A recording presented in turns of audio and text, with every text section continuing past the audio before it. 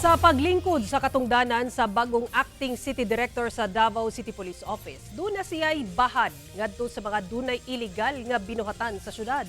Atong sayro ng detalye sa live report ni Argil Relator. Argil. Sara, kung malinawon ang matudpadaan ang Davao City, mas himuon pa kining malinawon ubos sa bagong liderato sa Davao City Police Office sa pagdumala ni Police Colonel Manan Muari. Kung meron mang activities pang illegal dyan, tumigil sila, gawin nila. Or kung hindi sila titigil, pwede muna silang pansamantalang umalis ng Davao City. Kini ang bahad sa bagong acting city director sa Davao City Police Office nga si Police Colonel Manan Muari sa mga nagahimo og iligal nga aktibidad sa syudad.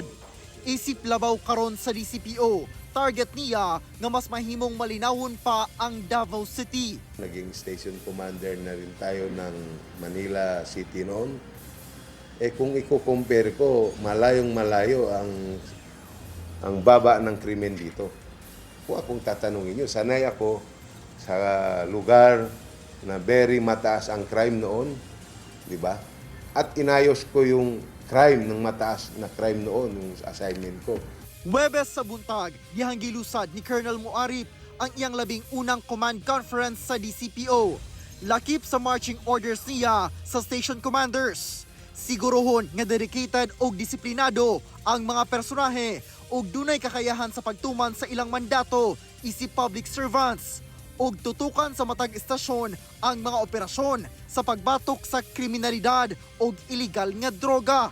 Deployment nila must be addressed based dun sa ating crime-prone areas, crime-prone R, upang magamit natin, masustain, mamanage natin maayos yung kapulisan natin base dun sa tamang strength nila versus dun sa laki ng AOR nila. Salig si Colonel Muarip nga matuman sa DCPO ang saktong crime prevention o response. Labi na nga wala siya nakita nga kakulangan sa logistics. Labi na sa mga police mobile kay well provided matud pa sa City Government of Davao. Very much supported siya, merong driver, meron siyang angkop na gasolina. So in terms of mobility and personnel, andyan ng present siya. Kumpleto nga yung ating logistika. May marami tayong sasakyan, marami tayong tao in terms dun sa ating police auxiliary na malaking tulong. Sara, nagpa-schedule na matod pa si Colonel Muarip aron nga makigtagbo kay acting Mayor Basti Duterte sang litang tuo siya nga dakong tabang ang kolaborasyon between City Government of Davao ug DCPO. Sara. Okay, daghang salamat, Argil Relator.